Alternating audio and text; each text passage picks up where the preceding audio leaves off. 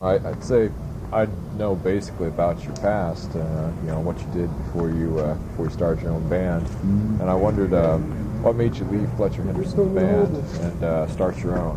What could you describe your feelings Well, then? no, I don't. We already got that printed. I want to see what time they close. She don't know. Oh, yeah. Well, I didn't really leave Fletcher.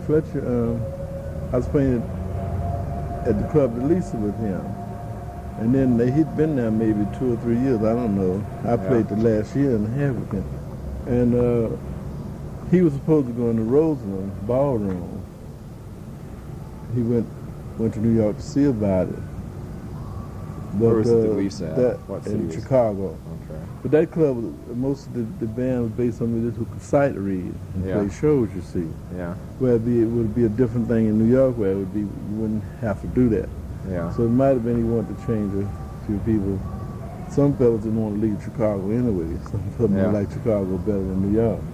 So that meant until he went on out to see about that, and he went to New York, and he was playing piano himself there, because he was directing when I was playing. And with 6 pieces, I don't know why he didn't go into the Rosen right away.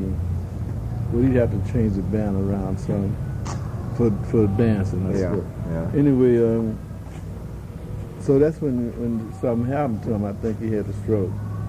And that stopped everything. Then he left the planet in '52, I think, from what I read. But that's what happened. So I was playing the club at Lisa anyway before I played with him, see, every Monday night. And I was arranging, arranging the shows. That's when he got me to play, because I knew all the shows anyway since I was designing the music, you see. And therefore he needed a pianist that would sight read, because the one who was playing named Marl Young missed one concert. Missed one night because he was sleeping in the car, because he was a lawyer, studying law too. So in the daytime he law, and night, so that it came out they couldn't find him. He was in the car sleeping. So they sent for me, and I could sight read anything anyway. So Fletcher gave me the job. That's the way it happened. You see, he directed that all the time except 2 numbers of Stealing Apples and Humorous. And one night he didn't come to the piano on Stealing Apples. He had everything written anyway, so I decided but that's what happened. I'd still be with him if he had, because I was quite satisfied, because he was a disciplinarian, you see, and you had to have yourself together, because when he called these numbers that the first man didn't have his part, or the first alto man, made no difference, he kicked it off. You had to have your music. Yeah, I'd read one time that you were too constrained there, and that they thought your music was too weird, and it didn't work out together. No, Fletcher didn't. Oh, really? It was the musicians. Good. It was the musicians who felt that I played different, you see. So they was always trying to tell me to play, and I had to tell them one night. But Fletcher's a pianist, and he hired me, so you play your horn. So just play your horn. Don't worry about me, because if he didn't like what I was doing, he wouldn't have hired me. And Fletcher always was an innovator, you see. So he always, that's when he backed up so many people that had talent, because he could see the potentials. And he never was like generated, you might say, well, he's over that one generation. He could see, he didn't go by age. He went by if you had natural talent. That's why he developed Bessie Smith, Ethel Waters, and a host of other, they all came through him, you see. America doesn't even realize how much he did as far as sponsoring and encouraging talent. That he was a college man, you see. But it didn't make no difference. He's one of the few men who could see things down the bottom. And he didn't care what level of society they were in or whether it's totally ignorant. He still could see. He could see what was happening. And because of that fact, since he didn't let class get in the way, he reached all the way down the bottom with the blues, and he played on blues records too, which most men on college level, they wouldn't have done that in a sense at that particular time, but he did. And by him doing that, through the Bessie Smith and Ethel Waters and Mamie Smith and Clara Smith, so many that's incredible how many singers he was on records with. And then he developed Coleman Hawkins, Henry Red Allen was over there with him, Louis Armstrong, they all came past him, Ben Webster, True Berry, just a host of people that he developed. And the world hadn't given him credit yet. There's a book called Hendersonian that's written about him, but the man who wrote it, the day the book came out, he died. So therefore, it's not generally known that this book was out. It's got my name in there. But up on another name, because they're saying my name is Herman Sonny Blunt, but he didn't, you know that. They don't understand. See, I had a sister and a brother named that, but their father was dead 10 years before I got on the planet, maybe more, so it wasn't my father. So because of that fact, the people, some people made this error, black people, they made an error. And they put that, but on my passport, you see, it's got my legal name, which is Lasagna Ra. And if you go to the Copyright Office and look over there and the names of composers, you'll see they got in there, strangely enough. I went up there and looked at the strangely enough, Ra is his legal name. Any other name is fictitious or an alias, but that's his real name. They even got strangely enough in Washington, D.C. So they had it there. Maybe they took it out by now, but I don't think so. I think it's still there because it's the original card, you know. And my Social Security got Ra on there too. So that was your born name, or was that did you change your name to that at some point? No, it always was my name. See, my great grandfather was named Alexandra. Yeah. That's his last name. You see, right, Alexandra, now it's over here spelled Alexander, but over there it's spelled Alexandra. Yeah. You got the Ra right there. And Zan means son, you see. And it's got the Lee in there, so my first name is Alexandra, you see. Oh, okay. So I could use that. It really, my name, besides that, the name, they said my name is Herman. Now that's just the English way they said it. That's not the way that name is. If you go back to the German, you go back to the French, that name is spelled A-R-M-A-N, and maybe in German it might be M-A-N-D. In the French, one of them got A-R-M-A-N-T, and one of them got A-R-M-A-N-D. Now right there, you got Ra right there, Armand, see? So anyway they go, I got them, say that. Armand, you see, that's the way you say that name. It's an ancient name too. But actually in ancient Egypt, the name Ra was also pronounced as R. Because if you didn't have any, well, back then deal too much with vowels, so you would write that name just a plain R, you see. If you had the A before, you said R. And if you didn't have no A, you said R. And over in the area, it's still like that. So that's my name. It's the one that, well, I wouldn't say God. I would say that the superior being of the omniverse, that's my name. It's some things I can't do except in that name. I can only do it in that name. I could help this planet and all humanity in that name only. And that's the one that I have to use, you know. And it's legal. Okay. So it's the United States government said it is. And the United States has given me, they'd give me a fellowship under that name. So it wasn't my name, it is now. Well, a lot of people don't know that they gave me this fellowship. Do you know where that thing is about the fellowship? It's one, but they haven't publicized it. Oh. They never gave a fellowship to anybody before. I presume in music, maybe they gave Churchill one, but I got one and some money with it, and royalties too. Now it should be generally known in jazz, but it's not. It's not known, and that's good that the government, well, they had to, this something like, I didn't write for that. I didn't apply for no grants. Yeah. They gave it to me. That's where fellowship Why'd they is. say they gave it to you? For creativity. You see, it was three of us supposed to get it. That's Theolonius Monk and Roy Eldridge and me, but Theolonius Monk died, so they didn't even give it to his family. Oh. They said because it was about creation, he couldn't create anymore, so they just didn't give it to anybody. They didn't substitute nobody, you see. When I listen to music, feel like a religious message in it, a philosophical message in it, just a message of joy. Have you always felt like there's been a philosophical, your philosophy has been linked with your outlook on life has been linked with your music? Well, life, I don't care too much about life and death. They don't. Why is that? Because they're not real. This is like we're over some kind of illusion or delusion or dream. In India, they call it Maya or Maya, M-A-Y. Yeah. And they're right. Of course, they can't prove it. I don't know where they got that, but it is true. But everything I'm dealing with, I prove by equations. That makes a difference for this planet. Religion is based on conjecture, and philosophy is too. It's theory. I'm not dealing with theory. I don't deal with theories. Because everyone else has dealt with theories, nothing happened. You see, I'm a realist of the ultimate kind. I see people giving up their lives for ideals or words like freedom and liberty and truth and justice and righteousness. I've seen that a whole lifetime, but I never participated in what people call life. I never became a part of religion, nor politics, nor nothing man doing, because I didn't think it was going to be profitable to them.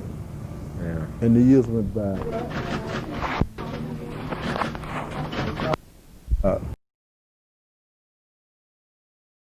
Being true is true. I know a host of people who never got famous, who had a lot to offer. Now, if it was any kind of justice on this planet, those people would have had a chance, but they didn't, And there's a lot of people today they don't have a chance. In fact, there's a lot of people today who got something off who don't get themselves a chance because they're compromising. You take a lot of musicians who've been through this band who want to play with it, but because I'm dealing with discipline, they go halfway, and then they back up, and then they come back, and then that. And so now I got to go out and do something. I've got to desert them, even though they need me, because there's 3 billion people on this planet. And I've given some people a chance on a small sort of circle now. I can't say that I've failed in what I'm doing. I have to give these 3 billion people a chance. Like in China, in Japan, in Russia, and South America, and Australia, all those people need to hear what I'm doing. Now out of 3 billion people, there's a possibility I can get 3 million, and that's pretty good, That's pretty good. So I'm thinking on just taking a chance. Out of 3 billion people, I ought to be able at least to get 3 million, or maybe 30 million. But what I'm doing, it means they would have to be precise. They would have to be disciplined. Now, they've been dealing with this word freedom and pounding in their mind. They've been dealing with that. But I'm not dealing with that. I'm not interested in it. I'm not free myself. I'm dealing with celestial things. And then when you start talking about celestial things, you see the sun have to rise every morning when it's supposed to, and the stars and everything. They're not free. They follow a pattern. Well, then, of course, man is possibly the only creature talking about that. But when he does, he's not in keeping with celestial nature. Maybe he's in keeping with planet Earth, which is probably a zone of freedom.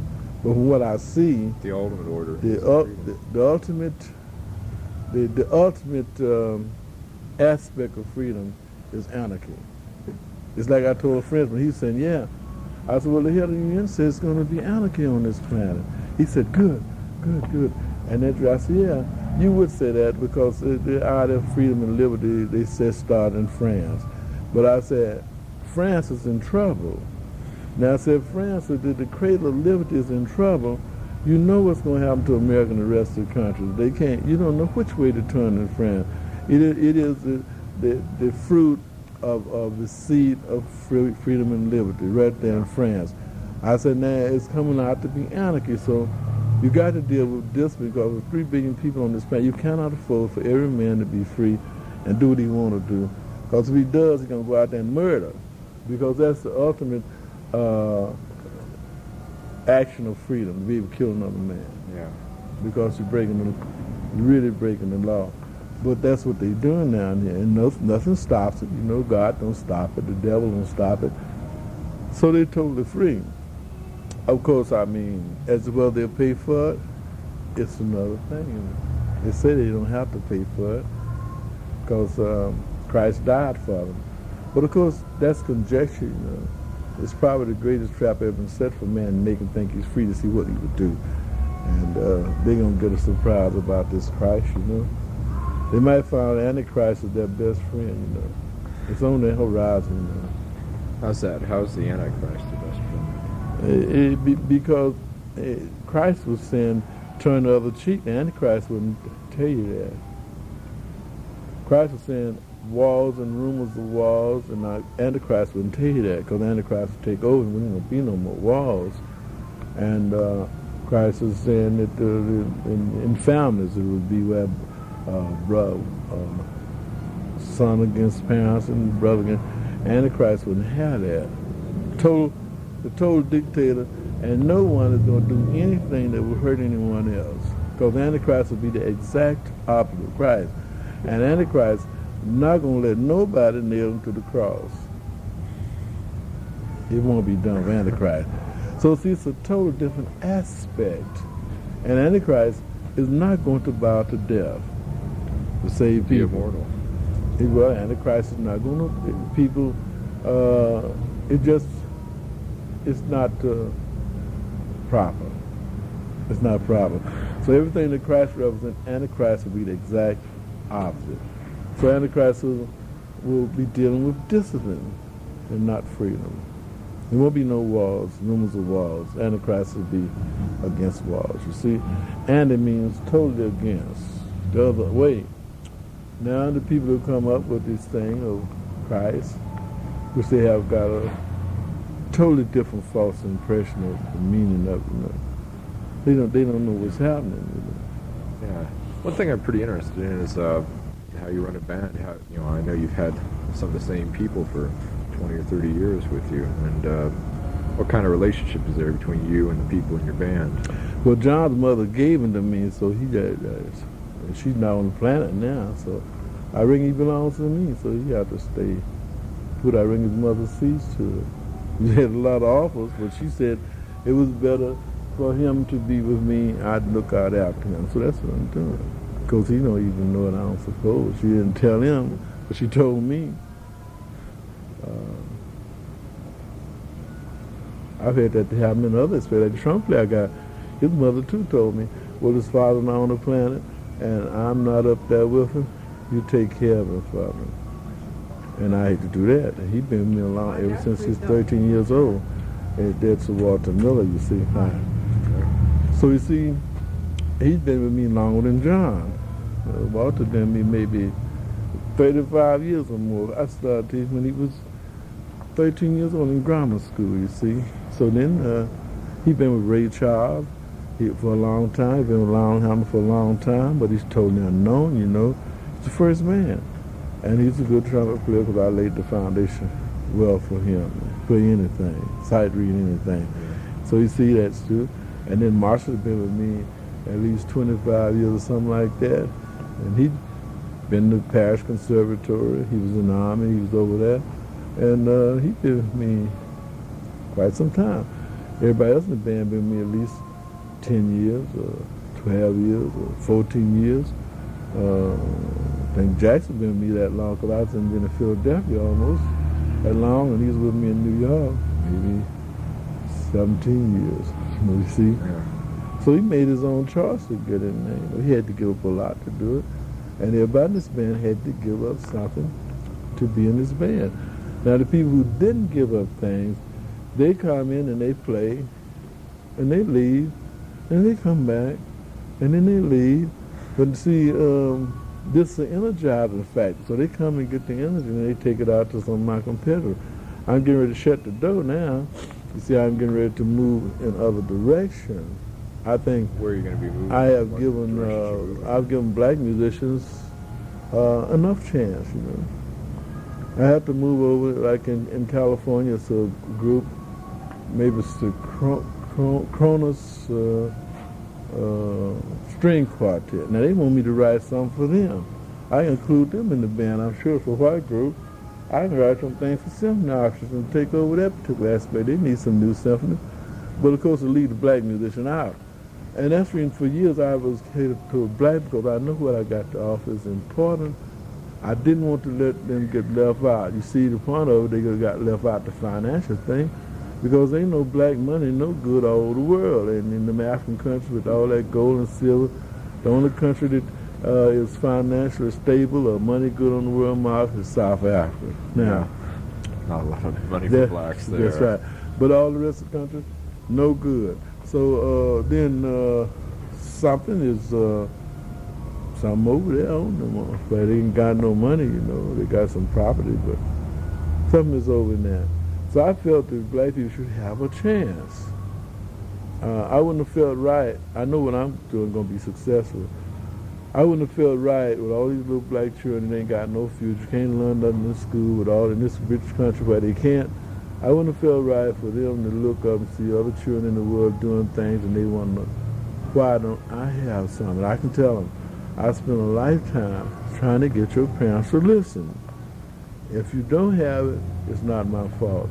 I didn't want to be like Paul Robeson, who got up on top and looked down at black folks and sympathetic, he come on down, lost his whole career. I didn't want to be like Josephine Baker, who saw the same thing. Now, I never been up, you know, I'm on top like Bill Cosby said, well, he likes what he likes about me. I'm on top, and I stay on the bottom, too. I stay on both. He said, you stay on both. I like that about you. The last time I saw him, he came out. He said, when you first started in New York City, I come out here all the time. There's a lot of top TV stars now, black ones, who will come out and listen to us all the time. This music is an energizing factor, you see? It can wake people up. They're all dead, you know. Thanks to the two stool pigeons, Adam and Eve, who went and told God that Lucifer had told them something. And so they born a stool pigeon, you know. They running, that's when I can't teach them anything. They run until God I'd open their eyes. But so I believe the Bible. I know, unfortunately, it's true.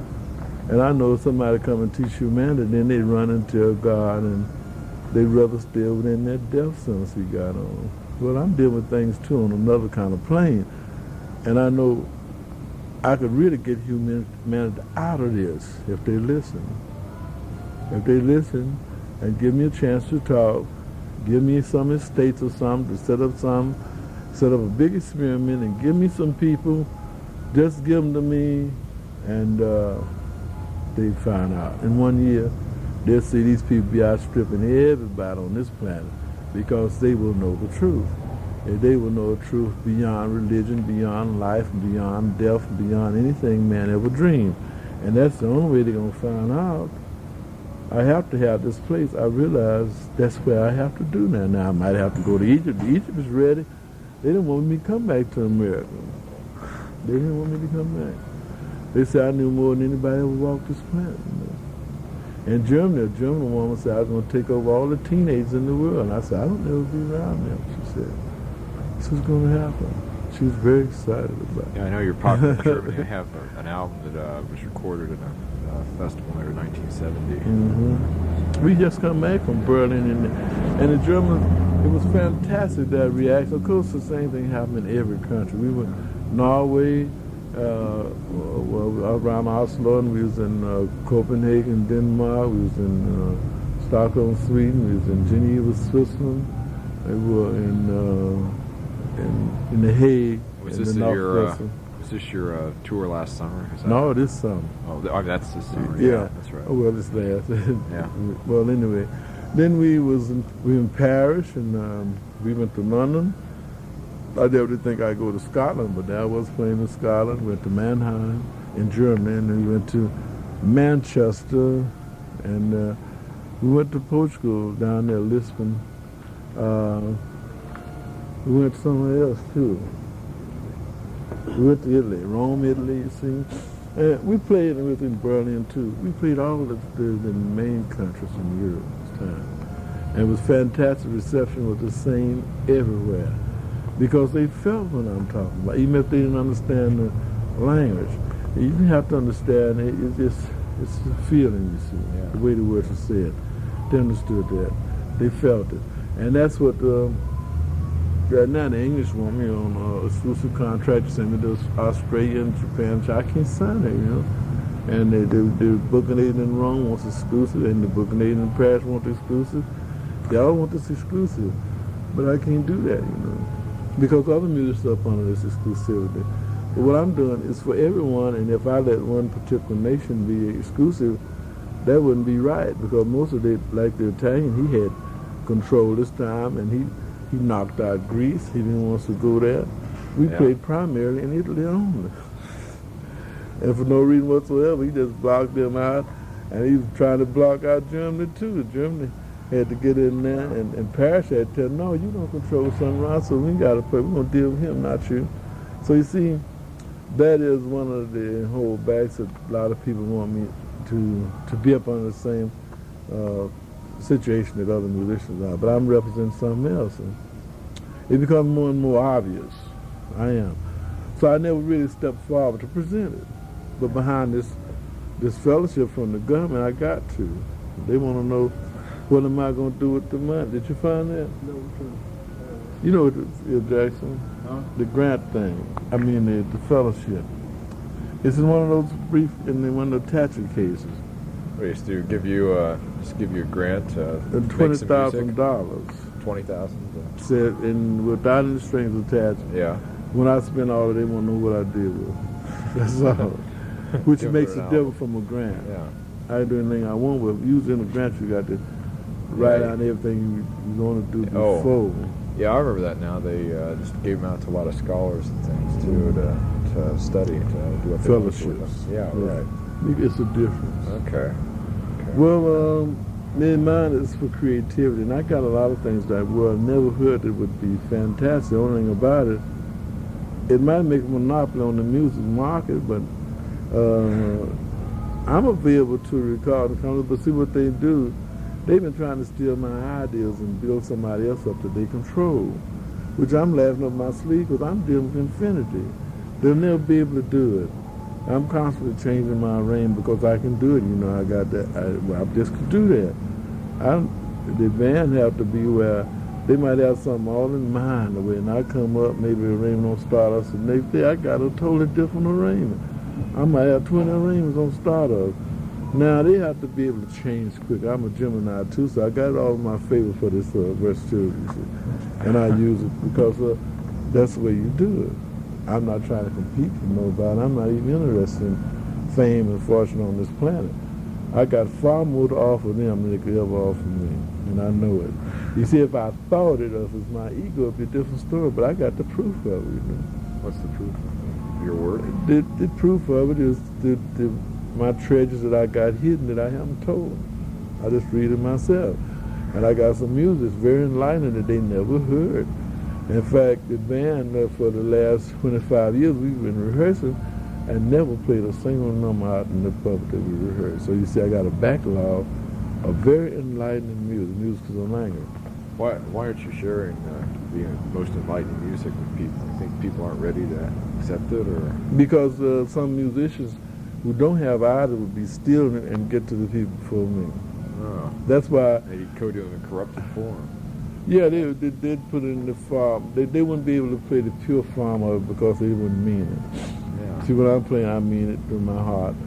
And it's important to me. But other musicians who come to this band who are very good musicians, they wouldn't listen to what I was saying. Whereas the people are listening to what I'm saying. Everywhere I go, the people listen, even like taking Portugal. What I was saying, it was being interpreted by people who understood English to the other people who didn't. You would hear this buzz, like I said something that the doctor said.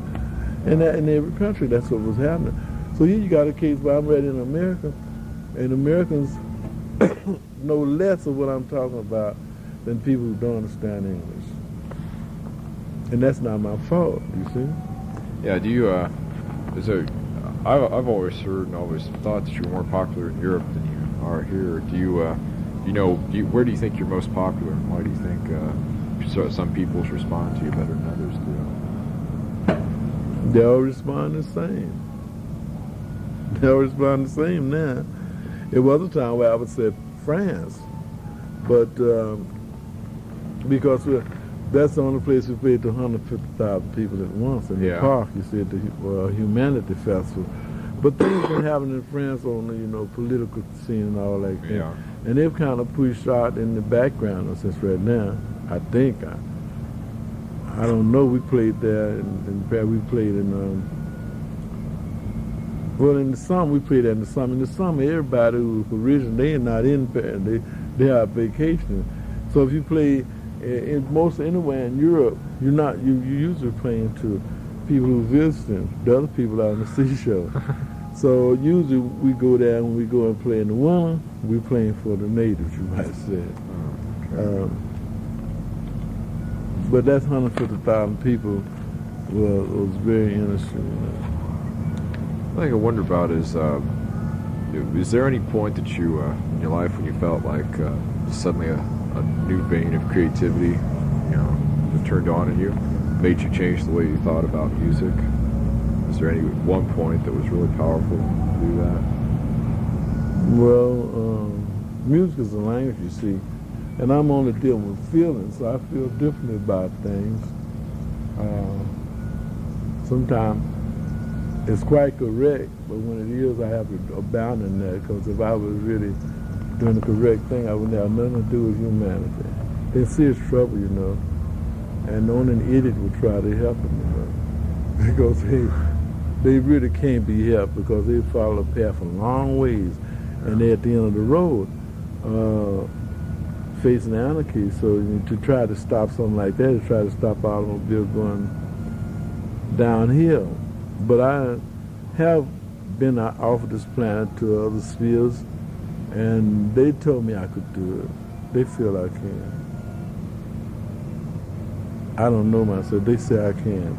They said I can open up the consciousness of people where this whole planet will change, and they depending on me. In fact, a psychic up in Cleveland, Ohio told me that he worked for the police department. He's solved a lot of cases. Yeah. And right in front of everybody, he said that the space forces were revolving around this planet, waiting for me to reach humanity, to raise their consciousness so they can land. And he said in front of everybody. I didn't know he was a psychic working for the police department, but he's well recognized, and everything he says is happening. That's what he said. He said, I come from a point in space called Zarikon, which you say you go up toward the North Star and you turn left, and you said how many millions of light years you go, and you come to where I came from. And that while there I developed something, some ships, ideas of ships, but it was where maybe a few people go. But since I left there, they have been able to take my ideas and they're able to make whole models of ships, and they revolving around this planet, waiting for me to reach humanity. And that's what he said. So, and somebody said that I came to this planet 14 years ago, so now whenever people ask me about it, I said, well, that's before my time. I've just been here 14 years, calling the psychic. But that's something to all of you. This is just like being in a dream here. It's not real. Of course, no one has been able to prove it, but I can prove it by equations. I can prove it, but I got a book I call them Measurable Equations, and they're valid. They'll stand when there ain't no more Bible. They will stand because there was a universe and a creator before the Bible. So I'm dealing with those things before that book was written. Right now, man considered as the top literature. I'm dealing with things that's before the Bible was written and before this planet was created. Now, that makes a big difference, y'all.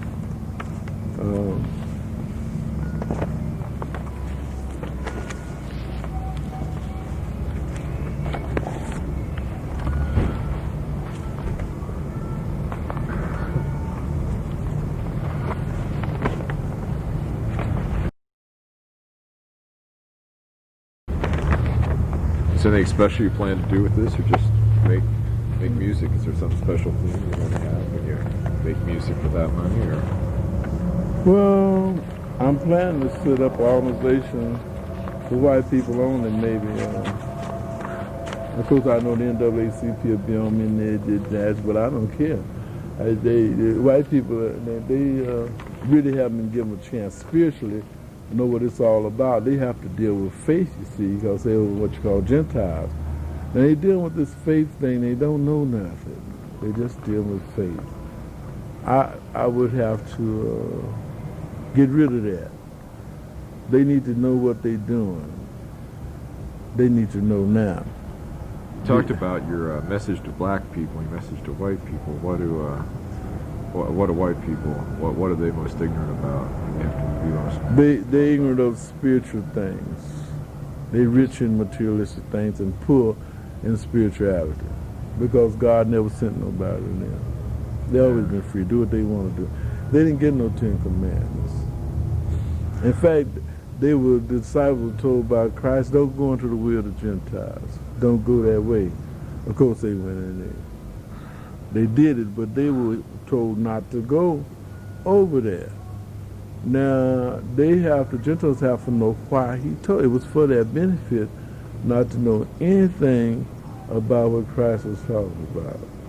But unfortunately, they got over in it, and it's too bad. But it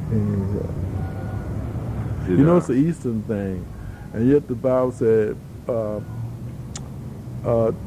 pay no attention or have nothing to do with vain and foolish Eastern philosophers.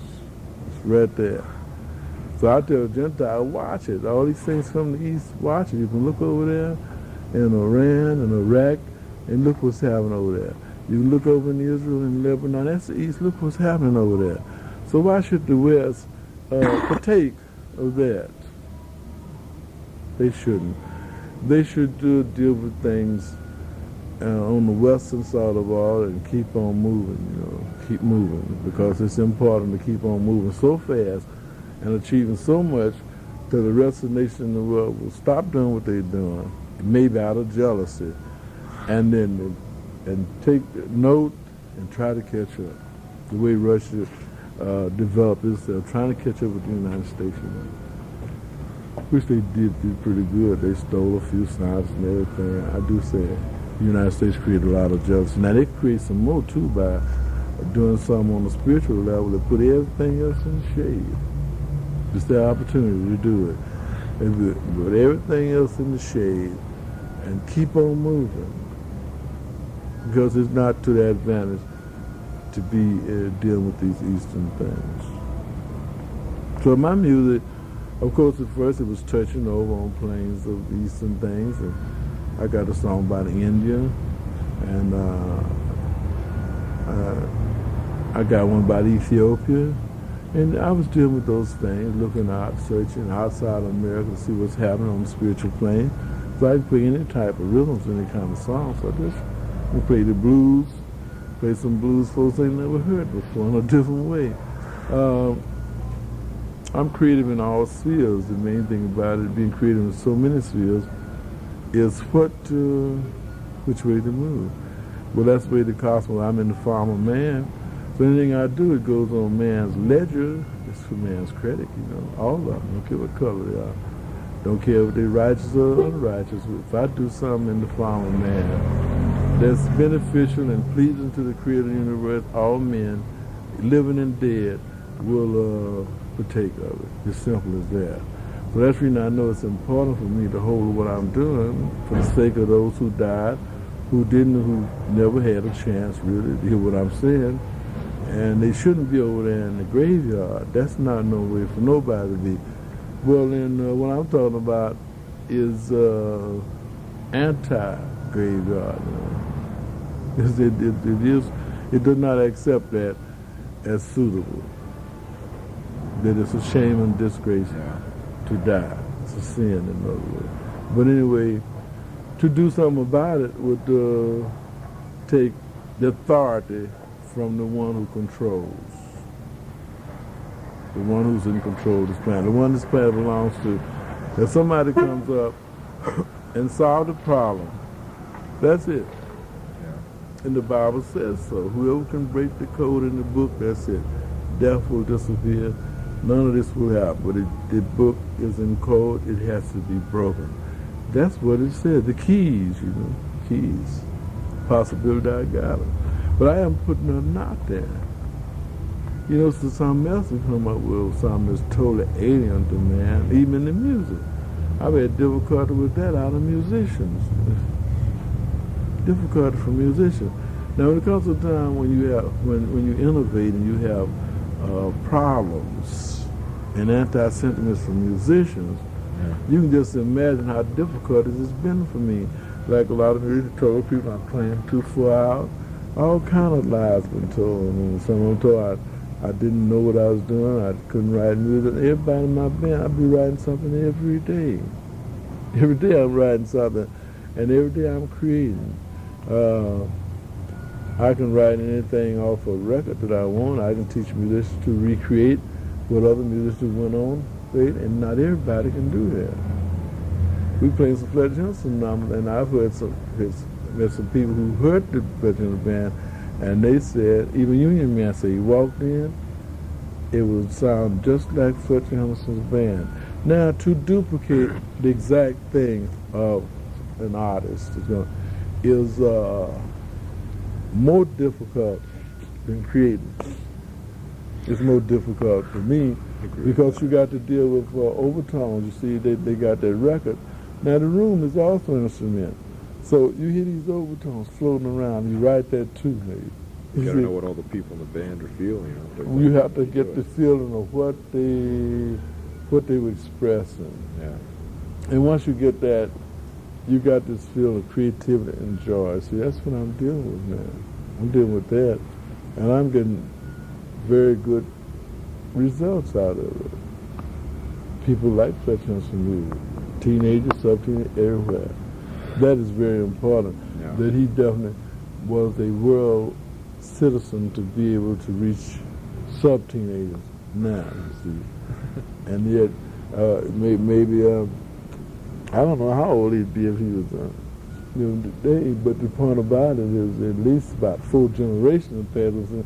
And for these teenagers to appreciate that, just like they know what's happening, is a marvel. And every now and then you hear some Fletcher Henderson songs on these cartoons and things back, and that fits perfectly.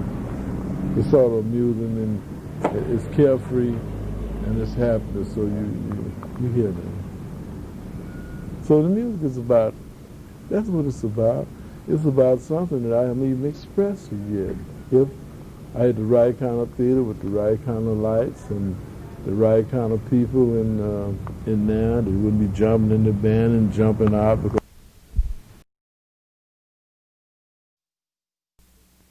enough to see something that could save us, that could make him survive. They haven't done it yet. So it's too much to hope that musicians will do it even in this day and age, because most of the thing about this money, you know. They're so in love with money that they can't think about nothing else. But I'm sure that people, that's what you might call ordinary people, will support what I'm doing. I'm not worried about musicians. In fact, in Germany, other places, the band march out to stay singing, and then the audience be singing. They get the song and they be singing the words exactly with the pattern. If I tell the drummer to lay out sometime, the audience be clapping their hands in perfect rhythm. That's right. So when I said in German, they said, "What you gonna do next in music?" I said, "The people are the instrument." And ever since then, musicians been asking me, "What you mean by the people are the instrument?" They stick around, they'll see. They'll see. They have people doing these different rhythms that musicians haven't been taught, you know. They are more amenable to that from a point of view that they don't know no music, but they can feel. Now, because they can, and because they can feel, they could clap their hands in these odd rhythms, and when they clap their hands in these odd rhythms, it will do something to them psychically and spiritually, mentally, physically. It will do something to them, and that's what we need to see, particularly the white race. It's way off base. Now, if they can get these rhythms, you see, like they don't have, they're kind of short on rhythm. Now, I'm a lot of things like symphony bands and harmony.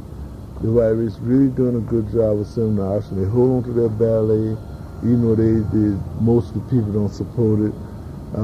Still they hold on to that, and they hold on to that simpleness.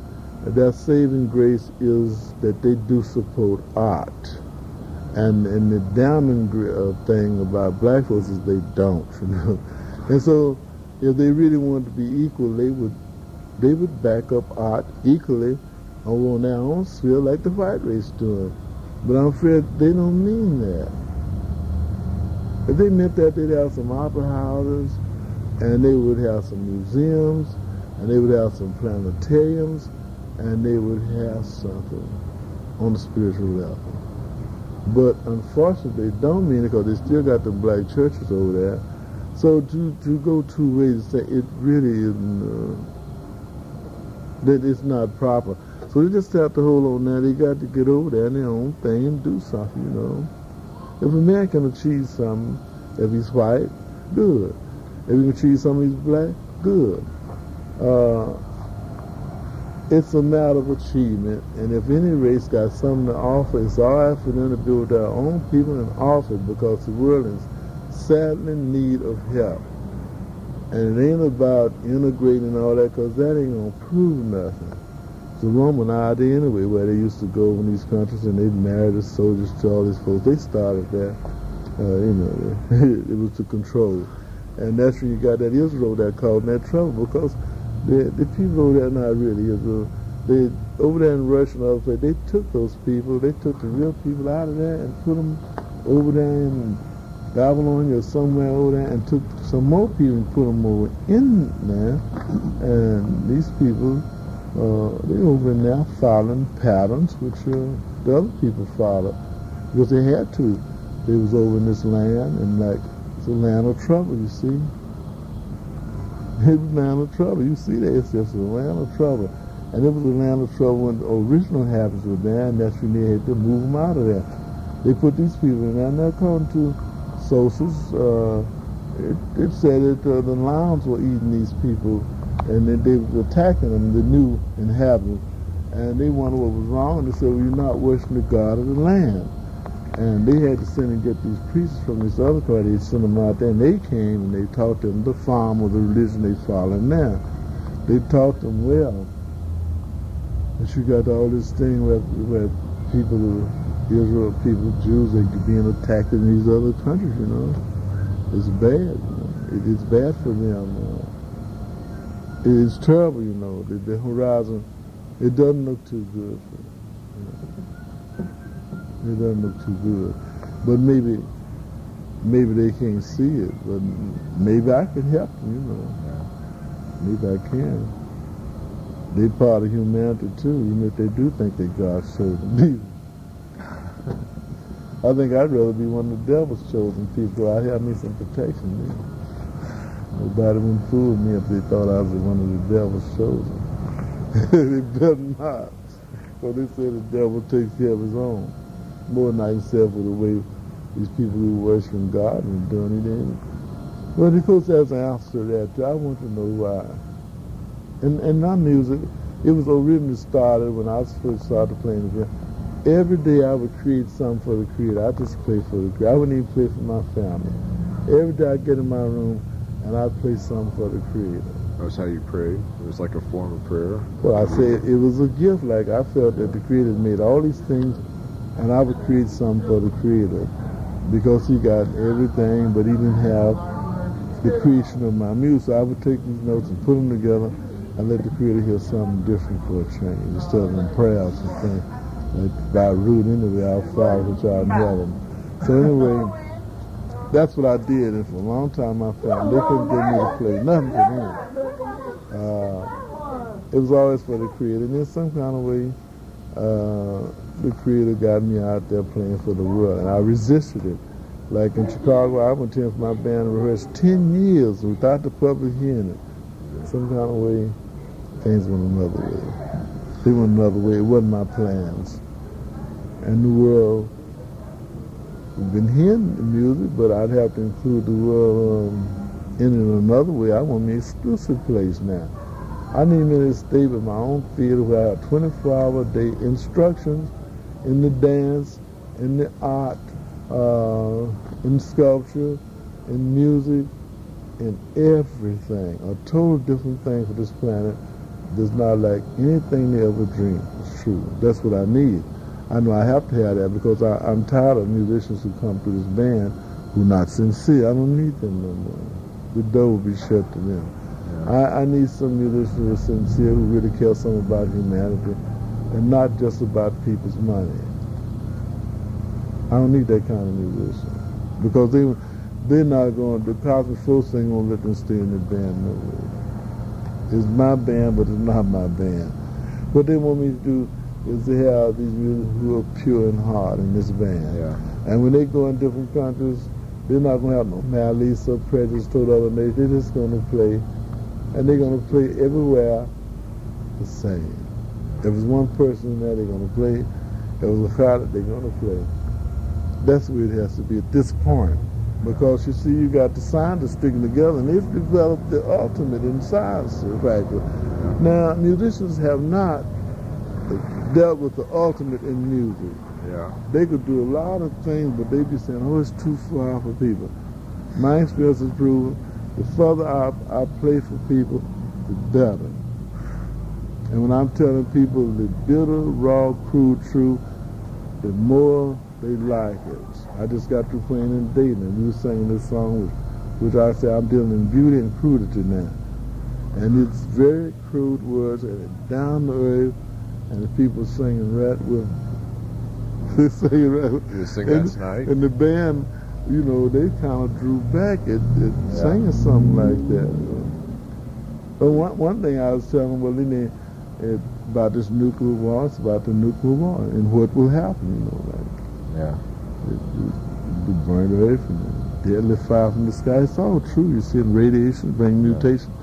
All that's in the song. And I said, don't they care nothing about themselves? Or as far as some kind of protection to stop this Holocaust from coming on, all that's in the song. Very vivid, too. The words are vivid about the hand, the eyes, and the whole part of the body. I said, don't they care nothing about any of that? Yeah. Because they're going to be mutants, you know, if they don't watch out. Then I said, well, if you don't care nothing about yourself, at least you should give some respect to your ass and try to save your ass. And all the audience was singing about it, save your ass. But first I told all the good people to leave, you know. Then nobody leave. And then nobody left in New York, nobody left in London, nobody left in Scotland. All of them stayed in there. So I said, well, at least I won, you know. But that's the way it is, you see. So I found these people, it made them really see things from perspective how dangerous the nuclear weapons are. They never thought it would hurt them, so then on most crude parties say burnt earth and burnt ground and deadly fire falling from the sky and boiling seas. That's what's going to happen. And burnt trees and burnt grass and burnt, and the band say ass. And then I sing it on. And then the people, when I say burnt, all of them shout ass, too. So it's down to earth. But like I tell me now, if you don't do something about these nickels, you're not gonna have no audience. You know, you up all that, all proud and everything, standing up there muting with 3 heads and 10 arms or something like that. And it's dreadful, you know. And I said, you should care something about people. Since you're always going to play for them, take their money, at least you should get over some social things and try to save them or get them to save themselves. So you got all that ego where you always got to have some people to applaud for you. Then we may be able to applaud for you. If they mutants, they ain't have no hands.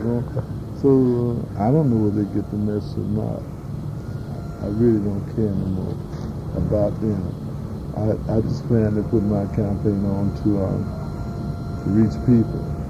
At least government factors think that it's possible if they wouldn't give me that fellowship. Yeah. So I'm gonna run on back in. Okay. Thanks a lot. Okay. If I see that again, I just want to see where that was from. Looking forward to your show tonight. All right, good. Been waiting for years. You haven't ever had the pleasure? I never had. 5:30, 8 to 5:30. They already closed. Yeah, they were closed when we got here. They're getting ready to close. What time they open? 8 o'clock. Yeah, we'll be there in the morning. National Endowment.